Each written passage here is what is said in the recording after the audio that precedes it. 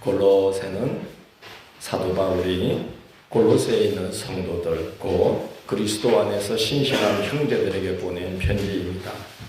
바울은 자신을 가리켜서 하나님의 뜻으로 말미암아 그리스도 예수의 사도된 바울이라고 말합니다. 사도는 일을 맡은 자, 보냄을 받은 자를 말합니다. 바울은 자신을 하나님께서 부르셔서 그리스도 예수의 일을 하도록 보낸 자로 인식하고 있습니다. 보내심을 받은 자인 것을 알면 보낸 자의 뜻을 받들기 위해 일생을 그 뜻에 맞추고 보낸 자 앞에 다시 설 날을 염두에 두고 살게 됩니다. 바울이 순교를 직감한 후 인생을 회고하며 제자 디모데에게 한 말 속에서 그런 긴장감을 엿볼 수 있습니다. 바울은 이렇게 말했습니다. 나는 선한 싸움을 싸우고 나의 달려갈 길을 마치고 믿음을 지켰으니 이제 후로는 나를 위하여 의의 멸류관이 예비되었으므로 주 곧 의로우신 재판장이 그날에 내게 주실 것이며 라고 말합니다. 예수님도 자신을 보냄을 받은 자로 인식하셨습니다. 예수께서 하신 말씀을 보면 무슨 일로 보냄을 받았는지를 늘 염두에 두고 사셨고 잠시 후 당신을 보내신 분에게로 돌아갈 것을 염두에 두고 사신 것을 알 수 있습니다. 이런 말씀들을 하셨어요. 나의 양식은 나를 보내신 이의 뜻을 행하며 그의 일을 온전히 이루는 이것이니라. 이르시되 우리가 다른 가까운 마을로 가서 거기서도 전도하리니 내가 이를 위하여 왔노라 하시고 또 말씀하시기를 내가 너희와 함께 조금 더 있다가 나를 보내신 이에게로 돌아가겠노라. 그렇게 말씀을 하셨습니다. 보냄을 받은 자라는 사실을 인식한 분들의 공통된 특징은 보내신 분으로 인하여 인생이 명료하고 단순하게 정리되어 있다는 것입니다. 그렇기 때문에 그리스도인으로 택함받고 부르심을 받은 우리는 큰 복을 받은 사람들이죠.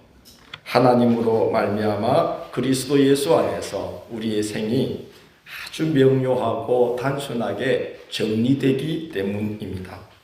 쓸데없고 불필요한 것으로 힘을 낭비하지 않게 됩니다. 성경이 권고하고 있는 것처럼 육신의 정욕, 안목의 정욕, 이 세상의 자랑, 이생의 자랑에 휘둘려서 허무한 것에 마음 빼앗겨 살지 않게 됩니다. 얼마나 알차고 복된 인생입니까? 우리 그리스도인들도 보냄을 받은 자입니다.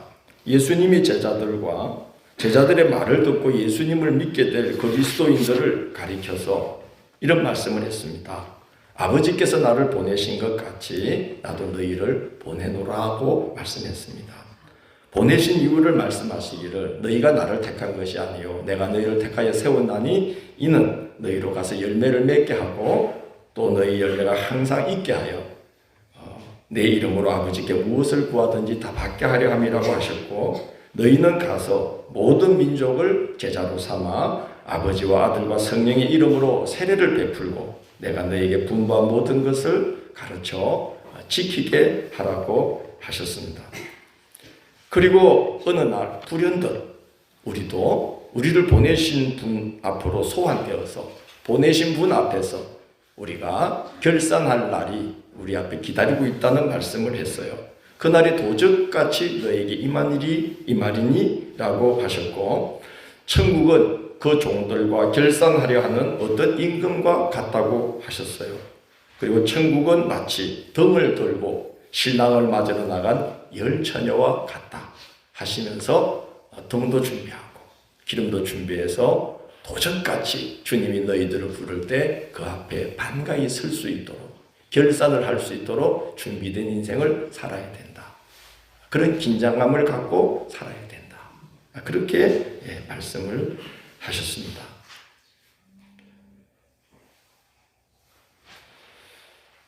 우리가 일상을 살아내기도 벅찬데 목사님 꼭 그런 짐까지 져야 됩니까? 라고 생각할 수 있습니다. 그런데 그리스도인으로 부름받고도 그 짐을 지려고 하지 않으면 인생길도 힘들고 신앙길도 힘들어집니다. 그 짐을 지려고 하면 인생길도 힘을 얻고 신앙의 길도 은혜와 평강이 임하여 힘차게 감당할 수 있게 됩니다. 예수님이 이런 말씀을 했습니다. 수고하고 무거운 짐진 자들아 다 내게로 오라. 내가 너희를 쉬게 하리라. 나는 마음이 온유하고 겸손하니 나의 멍에를 메고 내게 배우라. 그리하면 너희 마음이 힘을 얻으리니 이는 내 멍에는 쉽고 내 짐은 가벼움이라고 하셨습니다. 예수님이 당신의 생을 아버지께로부터 와서 아버지의 일을 하고 아버지께로 돌아가는 아주 단순하고 명료한 인생을 사신 것처럼 보냄받은 자의 인식을 하고 사신 것처럼 너희도 내게 그런 삶을 배우고 본받으면 너희 마음이 힘을 얻을 거라는 거예요. 힘을 얻는다는 거예요. 인생이 단순하게 정리되어서 그 마음의 안식이 임하게 된다는 거죠. 올해는 하나님의 뜻으로 말미암아 그리스도 예수 안에서 생이 단순하고 명료하게 정리되시기 바랍니다. 그러면 영혼이 잘 조성된 것 같이 범사가 잘 되고 강건하고 평안한 복이 임하게 되리라고 믿어요. 바울은 골로새 교회 성도들에게 그와 같은 복이 임하기를 축복합니다. 2절이 그 말씀입니다. 골로새에 있는 성도들 곧 그리스도 안에서 신실한 형제들에게 편지하노니 우리 하나님 아버지로부터 은혜와 평강이 너희에게 있을지어다라고 축복합니다. 골로새에 있는 성도들 중에 그리스도 안에 있는 신실한 형제들에게만 하나님의 은혜와 평강을 빌고 있는 것이 아닙니다. 바울은 골로새에 있는 성도들 모두가 다 그리스도 안에서 신실한 형제들로 세워지고 있다고 말하고 있는 것입니다. 골로새는 지금 튀르키예, 우린 터키로 알고 있는 그 튀르키예의 서남부 지역에 위치해 있었는데 당시로서는 아시아의 7교회가 있었던 소아시아 지방과 또 부르기아 지방이 이렇게 연결되는 바로 그 지점에 있는 곳이 골로새였어요. 그리고 이 골로새는 바로 가까운 곳에 위아래로 아주 좋은 도시들이 있었습니다. 히에라폴이라는 도시가 있었고 우리가 잘 아는 라오디게아라는 도시가 있었어요. 그래서 히에라폴이 라오디게아와 더불어 이 골로새는 삼각편대를 이루어서 부르기아와 소아시아 지방에 아주 대표적으로 이렇게 성장하던 도시였습니다. 그러던 중에 2번에 걸친 대지진이 일어나서 이제 많은 이들이 골로새에 살기 어려워서 인근의 라오디게아와 히에라폴리로 이주하면서 지역이 쇠퇴하고 재복구는 더디 이루어지면서 주민들의 삶이 몹시 공고한 지경에 이르게 되었습니다. 바울이 골로새 교회에 편지를 보냈을 당시가 바로 그런 상황에 있었던 때였습니다. 바울이 3차 전도 여행 중에 에베소에서 3년간 머물며 에베소 교회를 세우고 있을 때에 그는 이제 12명 정도의 제자를 따로 세우고 두란노 서원에서 매일같이 말씀을 강론하기 시작했고 그것이 소문이 나면서 점점 이제 많은 제자들이 소아시아 일대에 많은 사람들이 와서 말씀을 들으면서 이제 그들이 그리스도인으로 세워지게 되었는데 그 중에 한 사람이 오늘 말씀에 나오는 에바브라라는 사람입니다. 이 에바브라가 말씀을 듣고 고향인 골로새로 돌아가서 복음을 전하면서 세워진 교회가 무슨 교회겠습니까? 당연하죠. 골로새 교회입니다. 지난 주일에 비슷한 이름 들은 것이 기억납니까? 에바브라 디도. 감사합니다. 안 줄고 들으셨네요. 에바브라 디도 배웠죠. 이 에바브라 디도는 빌립보 교회가 옥에 갇혀 있는 바울을 돕기 위해서 또 선교비를 보내기 위해서 보낸 일꾼이 에바브라 디도인데 이 에바브라는 이제 골로새 교회의 일꾼으로 옥중에 있는 바울을 찾아와서 골로새 교회 성도들이 그 곤고한 중에도 믿음을 저버리지 않고 신실하게 교회를 지키고 있음을 그 소식을 전하고 그런 중에 이제 이 지역에 이단 사설이 침투해서 교회가 자칫하면 그 영향을 받을 위험의 소지가 있다는 것을 알리면서 그 상황에 대한 복음적 진단이 담긴 바울의 편지를 받아서 골로새 교회에 전달한 사람이 누구겠어요? 에바브라 디도가 아니고 에바브라입니다. 헷갈립니까? 자, 골로새 교회는 누구? 에바브라. 빌립 교회는 누구? 한국 교회 이거 알고 계신 성도들 많지 않습니다. 도시가 지진으로 인해 황폐해지고 인근 도시들로 주민들이 빠져나가서 분위기가 흉흉한 중에도 성도들이 지역과 교회를 지키며 믿음으로 살아가고 있다는 소식은 바울에게 큰 기쁨과 위로가 되었습니다. 골로새 지역이 공고해지면서 유대 율법주의에 기반을 둔 이단이 들어오고 또 헬라 영지주의에 기반을 둔 이단이 골로새 지역에 들어왔습니다. 지역이 피폐해지거나 시대가 흉흉해지거나 그럴 때에 반드시 이단이 판을 치게 되는데, 왜냐하면 사람들은 그럴 때에 눈에 보이고 손에 잡히고 즉각적인 위로를 주는 그러한 것을 붙들고 싶어 하는 거예요. 그걸 틈타고 들어오는 게 이단인 것입니다.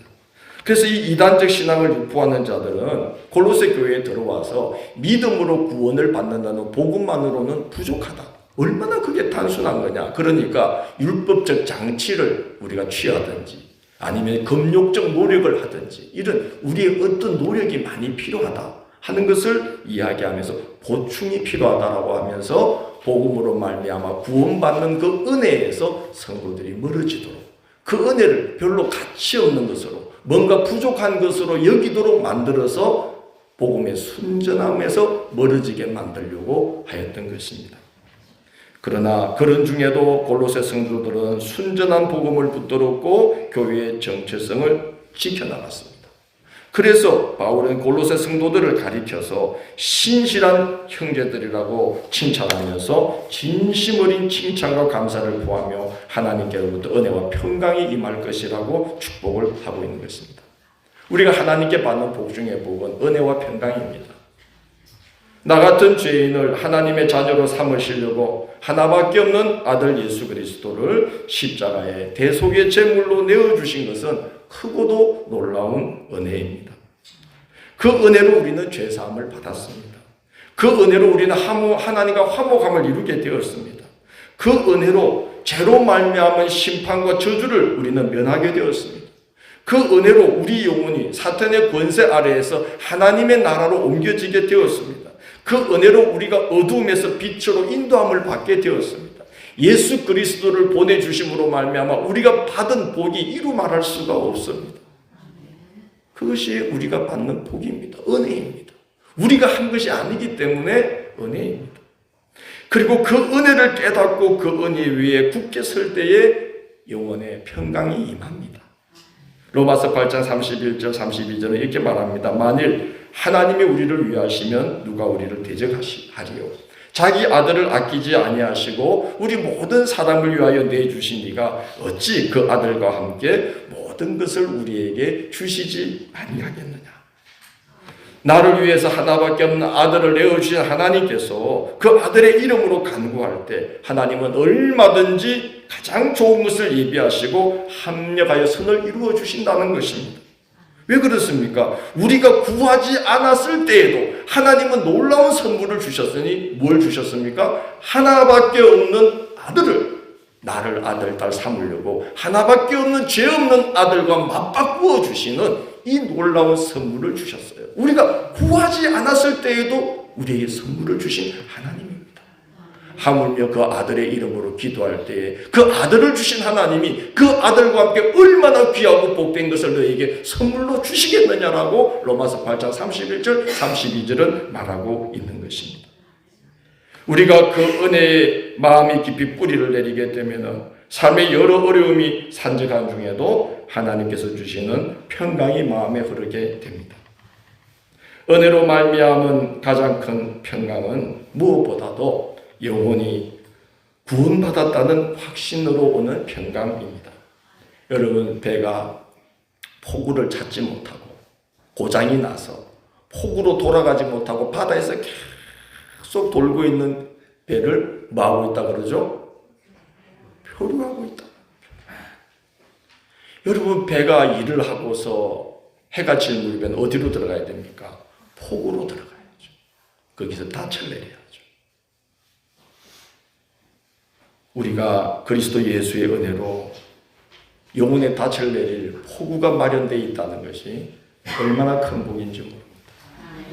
우리는 지금도 천국을 살지만 지금 부름을 받아도 어디로 갑니까? 천국 갑니다. 또 우리는 살아서도 이렇게 좋은 교회를 하나님이 허락해 주셔서 우리는 살아서도 영혼의 닻을 이 교회에 내리고 공동체를 이루어서 힘을 얻으며 살아가고 있습니다. 얼마나 큰 복인지 모릅니다. 영혼의 닻을 내릴 포구를 주셨어요. 이 땅에서는 교회를 주셨고 저 나라에서는 천국으로 우리가 인도함을 받습니다. 요한복음 5장 24절은 분명히 말합니다. 내가 진실로 너희에게 이르노니 내 말을 듣고 또 나 보내신 이를 믿는 자는 영생을 얻었고 심판을 받지 아니하나니 사망에서 생명으로 옮겨졌느니라. 과거, 현재, 미래의 복이 여기 다 들어있지 않습니까? 너희는 마음에 근심하지 말라. 하나님을 믿으니 또 나를 믿어라. 내 아버지 집에 거할 곳이 많도다. 그렇지 않으면 너에게 일렀으리라. 내가 너희를 위하여 거처를 예비하러 가노니 가서 너희를 위하여 거처를 예비하면 내가 다시 와서 너희를 내게로 영접하여 나 있는 곳에 너희도 함께 있게 하리라고 하셨어요. 우리가 그 은혜를 굳게 붙잡으면 죽음의 순간에 직면해도 절대로 두렵지가 않습니다. 이건 제 경험에서 나오는 고백입니다. 저분이 언제 죽을 뻔했나 싶으겠지만 죽을 뻔한 적이 몇 번 있습니다. 두렵지 않더라고요. 두렵지 않아요. 이렇게 죽는 거면 죽을만도 하구나. 믿음을 주신 게 너무 고마웠어요. 심령이 평안합니다. 그래서 베드로 사도는 베드로후서 1장 10절 11절에서 택하심과 부르심의 은혜를 굳게 하라고 부탁을 하고 있어요. 그러므로 형제들아 더욱 힘써 너희 부르심과 택하심을 굳게 하라. 너희가 이것을 행하지 언제든지 실족하지 아니하리라. 이같이 하면 우리 주 곧 구주 예수 그리스도의 영원한 나라에 들어감을 넉넉히 너희에게 주시리라. 택하여 불러주신 이 은혜, 예수 그리스도를 우리에게 선물로 주셔서 우리를 영혼의 닻을 예비해 주시고 이 땅에서도 교회를 주셔서 영혼의 닻을 교회에 내리고 살아갈 수 있도록 이 은혜를 베풀어 주신 이 은혜로 부르심과 택하심을 굳게 붙잡으라는 거예요. 그러면 절대 실족하지 않게 된다는 거예요. 은혜와 평강이 그 삶 속에 임하게 된다는 것입니다. 저도 바울 사도처럼 이제 여러분을 축복하려고 합니다. 함양제일교회 성도들 곧 그리스도 안에서 신실한 형제자매들을 축복하노니 우리 아버지 하나님으로부터 은혜와 평강이 여러분에게 있을지어다. 아멘 할 줄 알았습니다. 바울 사도는 골로새 교회 성도들의 소식을 에바브라에게 듣고는 그날로부터 그 교회를 위해 기도할 때마다 골로새 교회 성도들을 위하여 두 가지 기도를 드리게 되었다고 오늘 말합니다. 첫째는 그들을 신실하게 세워주신 하나님을 향한 감사의 기도요. 둘째는 그들이 더욱더 굳건한 믿음 위에 서기를 바라는 중보적 기도를 드리게 되었다고 말합니다. 오늘 읽은 말씀은 골로새 교회로 말미암아 바울이 하나님께 드린 감사의 기도 세 가지입니다. 첫째는 그들의 믿음이 그리스도 예수 안에 있음으로 인하여 감사했습니다. 4절에서 이렇게 말합니다. 이는 그리스도 예수 안에 있는 너희의 믿음과 라고 말합니다. 그리스도 예수 안에 있는 믿음은 단순히 예수가 그리스도라고 지적으로 동의하거나 또는 교리적으로 이해하는 정도의 믿음을 말하는 것이 아닙니다. 예수 그리스도를 구주, 즉 구원의 주님, 영혼의 주인으로 모시고 있는 믿음이 그리스도 예수 안에 있는 믿음입니다. 이 믿음은 살아있는 믿음이요. 그 예수를 사랑함으로 인하여 역사하는 믿음입니다. 골로새 교회 성도들이 그들의 믿음이 그리스도 예수 안에 있도록 하나님께 은혜를 입었으니 얼마나 복된 성도요, 얼마나 복된 교회인 것입니까? 살아있는 믿음을 얻게 되었다는 거예요. 그리스도 예수 안에 있는 믿음을 갖게 되었다는 거예요. 그리스도 예수 위에 굳게 뿌리내린 믿음의 사람들이 되어서 살아 역사하는 능력이 그 교회에서 나타나고 있다는 거예요. 그게 바로 그리스도 예수 안에 있는 믿음이라는 말씀입니다. 그 은혜를 베푸신 하나님께 바울은 감사하지 않을 수가 없었죠. 목회자에게 최고의 큰 기쁨은 교회가 그리스도 예수 위에 굳게 서는 것입니다. 그래서 감사하지 않을 수가 없었어요. 하나님 골로새 교회를 이렇게 축복하시니 감사합니다. 둘째는 모든 성도에 대한 사랑이 있다는 소식으로 감사했습니다. 바울은 여기서 사랑을 말할 때에 인간적인 정에서 출발하는 에로스나 필로스 사랑을 말하지 않고 아가페라는 단어를 사용하고 있습니다. 아가페는 우리가 잘 알듯이 하나님이 우리를 사랑하사 아들을 내어주신 사랑이 아가페 사랑입니다. 여러분, 모든 성도에 대한 사랑이 있다는 건 이 골로새 교회 성도들이 하나님을 그만큼 사랑했다는 겁니다. 하나님을 사랑하는 자는 그 형제도 사랑하게 되리니 말했어요. 눈에 보이는 형제를 사랑하지 않고 어찌 보이지 않는 하나님을 사랑할 수 있으리요? 우리가 하나님을 사랑하면 하나님이 우리에게 주신 형제도 사랑할 수 있나니 라고 그랬습니다.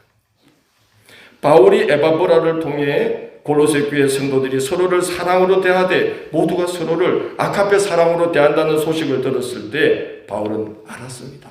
그들이 얼마나 진실되게 하나님을 사랑하고 있는지를 알았던 거죠. 골로새 교회는 하나님을 정말 사랑하는 교회구나. 그래서 성도들이 서로 아카페 사랑으로 서로를 대하게 되었구나. 하나님을 사랑하는 깊이만큼 형제를 사랑하게 되어 있습니다. 형제를 사랑하는 만큼 형제를 위해 기도하게 되어 있습니다. 그래서 기도하는 자는 무너지지 않습니다. 왜? 하나님의 사랑으로 더 채워지기 때문에. 그 아카페 사랑으로 형제를 사랑하며 기도해 주게 되어 있습니다. 그래서 바울이 그 교회를 생각할 때 너무 든든했어요. 여러분, 모두가 서로를 아카페 사랑으로 대하는 교회를 누가 흔들 수 있겠습니까? 누가 무너뜨릴 수 있겠습니까? 목회자에게 교회가 그렇게 든든하게 세워져 가고 있는 것보다 더 큰 기쁨은 없습니다. 바울은 골로새 교회가 그렇게 세워져 가고 있음이 너무나 기뻤고 교회에 그런 은혜를 부어주신 하나님께 너무 감사하며 기도할 때마다 하나님께 감사하고 있다고 골로새 교회 성도들에게 고마움을 표하고 있습니다. 셋째는 성도들이 하늘의 소망을 두고 그 하늘의 소망을 쌓아가고 있다는 것입니다. 5절 너희를 위하여 하늘에 쌓아둔 소망으로 말미암음이니. 어디에 쌓아둔? 여러분은 여러분의 소망이 땅에 쌓이고 있습니까? 하늘에 쌓이고 있습니까? 빌립보 교회 성도들은 그들의 소망이 하늘에 차곡차곡 쌓여가고 있다는 거예요. 그 소식을 들었다는 거예요. 당시 골로새 주민들은 기회가 열리면 너나 할 것 없이 인근에 성장하는 도시인 히에라볼리나 라오디게아로 이주하려고 했습니다. 인근의 두 도시는 골로새 주민의 동경의 대상이었습니다. 그런데 골로새 교회 성도들은 성장하는 그 두 도시에 편입되는 것에는 별 관심이 없었습니다. 그들의 관심사는 살기 편하고 보다 나은 수익이 보장되는 도시로 들어가는 것이 아니라 바로 거기서 하나님의 뜻을 받들어 성도답게 살다가 장차 하나님 나라로 들어가는 것이 그들의 최대의 관심사였기 때문인 것입니다. 그래서 주민들이 너나 할 것 없이 히에라폴리로 가야 되지 않나요? 라오디게아로 이사 가야 되지 않나요? 좀 더 잘 살아야 되지 않나요?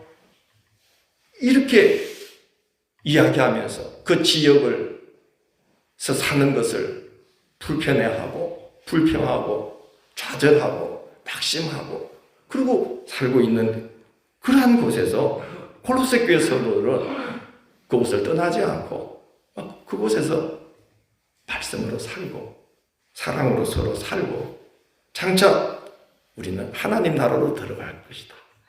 그 나라를 소망하면서 그 남들이 떠나고자 하는 그곳을 지키며 살았다는 거예요. 그들은 피폐해진 그 골로새 지역에 거주하면서 교회 공동체를 일궜습니다. 세상의 헛된 것들을 동경하는 주민들이 영원한 하늘나라의 소망을 갖도록 그들은 복음을 전했습니다. 교회 공동체를 통해서 그리스도의 사랑을 나누는데 힘을 쏟았습니다. 바울이 바로 에바브라에게 들은 소식이 그거예요. 그들은 하늘의 소망을 두었기 때문에 그들은 골로새에 사는 것을 원망하지 않고 오히려 감사하면서 살고 있다는 거예요. 하늘의 소망을 두었기 때문에.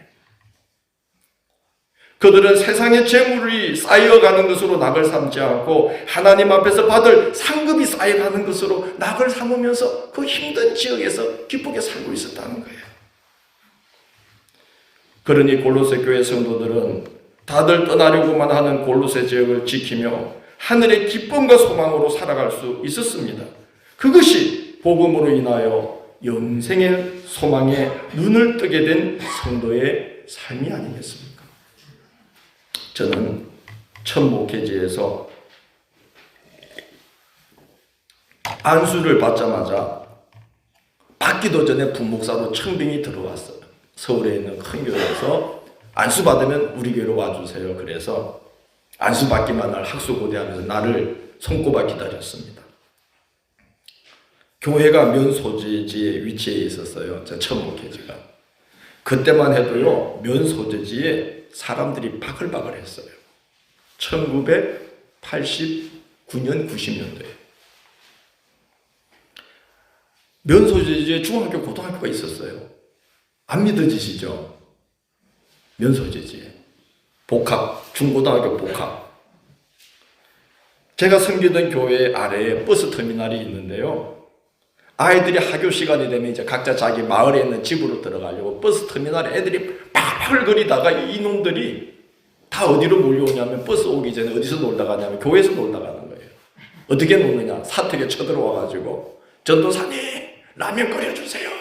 야 니들이 끓여 먹어. 하루 이틀도 아니고 막 사택에 모여서 애들 라면 끓여 먹고 막 자기들 집이야 그냥 놀이터고 막 그러다가 이제 버스 오면 확 가는 거예요. 그러니까 걔들이 또 교회에 나오는 거예요. 그래가지고 뭐 교회에 애들도 많죠. 또 면소재지에 있다 보니까 거기 뭐 뭐죠? 면사무소 또 거기 뭐 전화부 거기 뭐 보험공단 뭐 직원들 나오시죠. 그래서 교회가 탄탄했어요. 마을에 있는 전도사님들이 부러워했던 교회예요. 그래도 저는 해질녘에 그 태백산맥 첩첩 산 능선이 굽이굽이 뻗어가는 그쪽으로 서산의 해가 탁 지면 그 길을 넋을 잃고 바라보면서 아우 저기가 서울인데 빨리 시간이 가야 되는데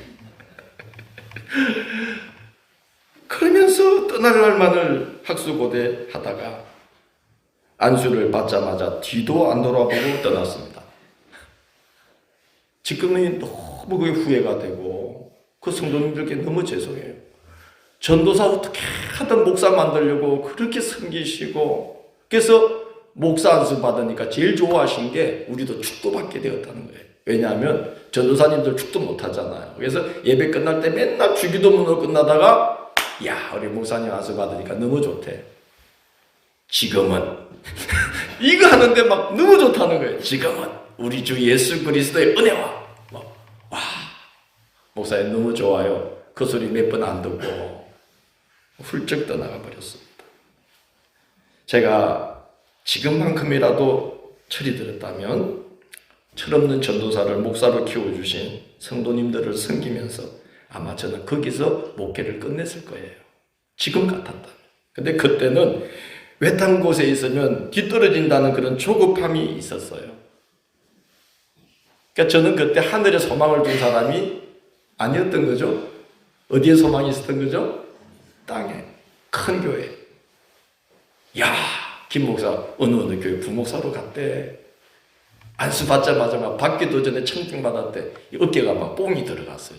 으쓱 해가지고. 그러니까 뭐 성도님들이 눈에 안 보인 거죠. 얼마나 전도사가 그 모양이니 참 큰일이죠. 그죠? 지금 너무 죄송하고. 그게 제일 제 목회 중에 제일 후회되는 부분이에요. 한 몇 년이라도 더 제가 축도를 해드리고 와야 되는데 그 생각을 하면서 합니다. 제 이야기를 하려는 게 아니고요. 거기서 이제 저 떨어진 곳에 태백에서 도계로 넘어가는 길에 석포라는 곳이 있어요. 석포리. 그 탄광지대인데 후배 전도사님이 거기서 목회를 하셨어요. 근데 이 친구가 목사 안수를 받고도 안 떠나요. 저는 서울에서 그 친구를 보면 자꾸 걱정이 되는 거예요. 아니 재능이 있는 저 친구가 그 석포라는 곳에서 저렇게 있으면 안 되는데 그러던 중에 석탄 합리화 정책이 발표가 되었어요. 서울에 보면 등장하시는 분이 석탄 합리화 발표를 했어요. 그래가지고 대한석탄공사 하나 딱 남겨놓고 모든 탄광을 다 정리해 버렸어요. 그래서 이 석포리에 탄광이 다 문을 닫게 되었어요. 탄광 때문에 세워진 마을이 탄광이 문을 닫으니까 하나하나 없어집니다. 그때는 요즘은 뭐 다 편의점이라 그러지만 그때 뭐라 그랬더라고요? 슈퍼죠? 슈퍼 전에 뭐가 있었나요? 예? 아니 구멍가게는 아니었고 슈퍼라 그랬던 것 같아요. 예, 슈퍼 문 닫고 문방구 문 닫고 뭐 이제 술집 몇 개 남아 있고 뭐 이제 이런 판국이요. 제가 전화를 했죠. 야 형용아, 이 정도 사는 이 목사 너 안수도 받았는데 안 떠나냐? 서울로 와라. 그 목사님 대답과 그때 분위기를 저는 아마 평생 못 잊을 것 같아요. 이런 말을 했어요. 형님, 다 떠나도 교회가 마지막까지 남아야죠. 저는 가시는 분들 다 보내드리고 맨 마지막에 갈 겁니다. 야, 제가 저하고 너무 달랐던 거예요. 여러분 듣기에는 참 감동적인 말이지만요. 그 사람들이 떠나는 곳에서 희망이 없어지는 곳에서 하루하루를 감내하는 현실은 별로 감동적이지가 않고 눈물겨운 겁니다. 그런데 정말 그 목사님 네 분이 어린 자녀 둘과 함께 담담하게 그 힘든 삶을 잘 살아내시더라고요. 뭐 죽겠네 못 살겠네 그러지 않고 그 주민들 섬기면서 그 어려운 탄광지대에서 세상에 그 사람들이 절망하고 있는 분들을 믿음으로 붙들어 드리면서 그리스도의 사람으로 붙들어 드리면서 교회를 지키는 게 아니라 가만 보니까 그 목사님은 뭘 지키고 있는 거죠? 지역을 지키고 지역을 살리고 지역을 하나님 나라로 만들고 계시더라고요. 뭐 저하고는 이게 너무 다른 거죠. 저는 그 목사님을 생각해 보면 어떻게 그게 가능했을까? 나는 5절에 바울이 말한 말씀을 생각하게 됩니다. 무엇으로 말미암음이니? 하늘에 쌓아둔 소망으로 말미암음이니. 예, 저도 조금 철이 들어서 하나님이 철이 들게 하셔서 이 소망 하나 보면서 우리 교회 20년 지켜올 수 있었던 것 같습니다. 하늘에 쌓아둔 소망으로 말미암으니. 하늘에 소망을 둔 분들은 하늘에 둔 소망을 서로 이야기하게 됩니다. 여러분 하늘에 소망을 둔 목사님들과 만나면요, 그런 이야기가 주제가 그거예요. 기도 생활하는 거, 전도 어떻게 하는지, 어떻게 교회를 세워나가는지 온통 그런 이야기. 땅에 소망을 둔 목회자들 만나면 뭐 차 이야기, 뭐 옷 이야기, 뭐 심지어 도시에 있는 목사님들 중에 골프 치는 이야기, 뭐 소망이 어디에 있느냐에 따라서 주제가 다른 것 같아요. 여러분 입을 열면 주로 무슨 이야기 하십니까? 땅의 것 말씀하셔요? 하늘의 것 말씀하셔요? 하늘에 쌓아둔 소망을 가진 자들은 하늘의 이야기를 하게 되는 것 같습니다. 힘들어하시는 분들에게 하늘의 소망으로 위로하게 되는 것입니다. 그래서 6절에서 바울이 말하듯이 바로 그 골로새 교회 성도들로 인해서 하늘에 쌓아둔 소망을 가진 자들로 인해서 온 천하에 복음이 전해지고 하나님 나라의 열매가 온 천하에 맺혀 자라게 되는 그런 놀라운 일들이 일어나게 되는 것이죠. 오늘 말씀에서 바울 사도는 우리가 동경하고 사모해야 할 삶이 무엇인지, 어떤 삶이 우리에게 참된 행복과 은혜와 평강을 주는 삶인지를 분명하게 제시하고 있습니다. 하나님으로 인하여 예수 그리스도의 사람으로 보냄받은 자라는 인식을 갖고 살아야 한다는 것입니다. 그리스도 안에서 신실한 형제자매로 세워지는 삶을 살아야 된다는 것입니다. 그래서 하나님께로부터 은혜와 평강이 임하는 삶을 살아야 된다는 것입니다. 그리스도 안에 뿌리 내린 믿음이어야 하며 모든 성도에 대한 사랑이 자라는 믿음이어야 하며 하늘의 소망이 쌓여가는 삶을 살아야만 한다는 것입니다. 그것이야말로 진정한 그리스도인의 삶이며 그런 삶에 하나님께로부터 은혜와 평강이 임하고 그런 삶을 살아갈 때 우리로 말미암아 온 천하에 복음이 펴지며 온 천하에 열매가 맺혀져가는 놀라운 역사들이 이루어진, 그래서 이 끔찍한 세상 속에서 여러분, 세상이 나날이 지옥처럼 변해가잖아요. 얼마나 삭막해져 가고 있어요. 얼마나 개인주의로 변하고 있어요. 얼마나 이기주의로 변하고 있어요. 사람들의 영혼이 얼마나 강팍해지고 있어요. 이런 세상 속에서 우리는 복음을 전하고 더 불평, 원망으로 욕심으로 살아가는 이들에게 우리는 새로운 삶을 이야기해주고, 이런 행복이 있다고, 이런 평화가 있다고, 이런 생명이 있다고 전하고, 또 교회를 통해서, 우리 삶을 통해서 그런 삶을 보여주고, 그러기 위해서 우리는 이제 소망을 하늘에 쌓아두고 하늘을 소망으로 삼고 살아가는 삶을 그들에게 보여주면서 우리가 이 세상을 하나님의 나라로 세워가는, 석포리에 있었던 그 석포교회 목사님 이흥영 목사님처럼 그렇게 불평, 원망, 좌절, 낙심, 비탄 속에 살아가는 사람들 곁에서 그리스도의 사랑으로 붙들어주고 하나님의 나라로 초대하면서 그렇게 살아가는 것이 우리 그리스도인의 삶이 아닌가. 우리는 그런 삶으로 부르심을 받았고, 바로 그런 일을 하라고 우리는 택하여 보냄을 받은 자들인 줄로 믿습니다. 그렇게 세워져가는 우리 하나님의 삶이 되시기를, 골로새 교회처럼 그렇게 세워져가는 함양제일교회가 되기를 주의 이름으로 축원합니다.